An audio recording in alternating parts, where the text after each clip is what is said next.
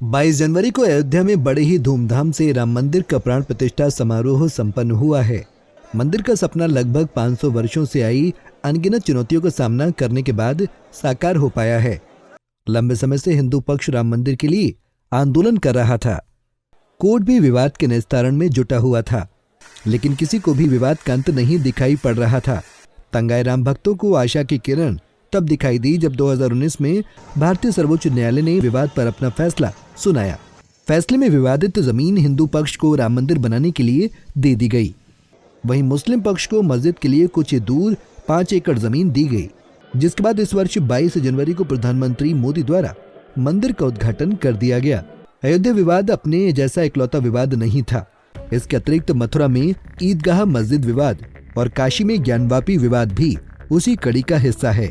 इन सभी स्थानों में हिंदू धर्म की व्यापक आस्था जुड़ी है और यही कारण है कि यह विवाद अक्सर सुर्खियों में आते रहते हैं। और हाल ही में खबर सामने आई है कि हिंदू पक्ष ने सर्वोच्च न्यायालय में ज्ञानवापी से संबंधित एक याचिका दायर की है। याचिका में हिंदू पक्ष चाहता है कि काशी विश्वेश्वर शिवलिंग की वैज्ञानिक जांच हो और विशेष करके वजू खाने में, जिस पर पिछले वर्ष कोर्ट द्वारा रोक लगाई गई थी।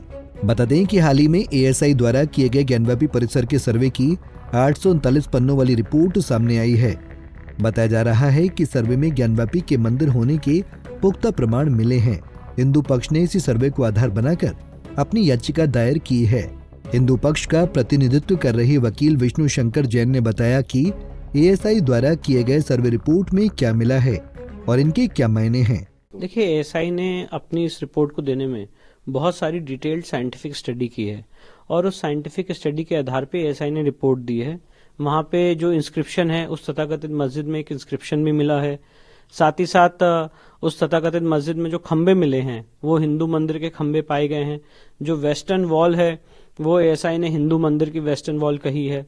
साथ ही साथ उसमें जो स्क्रिप्चर्स मिले हैं वो अलग अलग भाषाओं के हैं। महामुक्ति मंडप का उसमें जिक्र है, अलग अलग भाषाओं में उसमें इंस्क्रिप्शंस पाए गए हैं।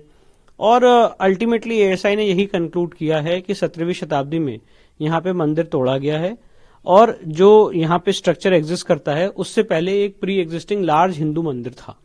जी, ये कोई पत्थर भी मिला है जो बताया कि जैसे जी, मैंने वही बताया कि एक पत्थर मिला था वहाँ पे जिसको इन लोगों ने तोड़ दिया है और हम उस समय सर्वे के दौरान थे। वो आधा टूटा हुआ पत्थर वहाँ पे अभी भी रखा हुआ है और उस पत्थर में ये स्पष्ट रूप से मेंशन्ड है कि यहाँ पे मंदिर तोड़ी गई है और उस पत्थर का ओरिजिनल ASI के पास 1965 में था, जिसकी ASI ने फोटोग्राफ भी खींची थी। कई भाषाओं में कुछ लिखा हुआ मिला है। मैंने बताया आपको कि तेलुगु, अलग अलग कन्नड़ लैंग्वेज और अलग अलग लैंग्वेजेस में वहाँ पे इंस्क्रिप्शंस मिले हैं, स्क्रिप्चर्स मिले हैं। साथ ही साथ हिंदू देवी देवताओं की मूर्तियां भी मिली हैं। वो सब भी ASI ने जिला प्रशासन को हैंड ओवर कर दिया। सर, ये कानूनी प्रक्रिया अब क्या होगी?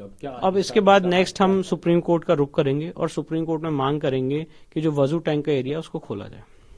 अच्छा, इसका ये एविडेंस का क्या मतलब, कहाँ पे आप दिखाएंगे इस ASI की जो एविडेंस? ये जो एविडेंस है बहुत बेनिफिशियल एविडेंस है।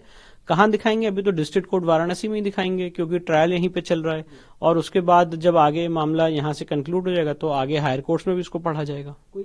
बता दें कि काशी में हिंदू पक्ष को एक और चुनौती का सामना करना पड़ सकता है और वो चुनौती होगी 1991 में लाया गया पूजा स्थल अधिनियम, जिसके अनुसार देश में 15 अगस्त 1947 के दिन जो भी पूजा स्थल की स्थिति रही होगी वही हमेशा के लिए रहेगी। जैसे अगर कोई विवादित ढांचा आजादी के दिन मंदिर था तो वो मंदिर ही रहेगा, उसमें कोई परिवर्तन नहीं किया जा सकता। अयोध्या का राम मंदिर एक अपवाद था जिसे इस अधिनियम का हिस्सा नहीं बनाया गया था। Bureau report, Punjab Kesari TV. हमसे जुड़े रहने के लिए हमारे YouTube चैनल को सब्सक्राइब करें और नई वीडियो की नोटिफिकेशन के लिए बेल आइकॉन को दबाएं। अगर आप ये वीडियो Facebook पर देख रहे हैं तो लाइक जरूर करें और ज्यादा से ज्यादा शेयर करें। धन्यवाद।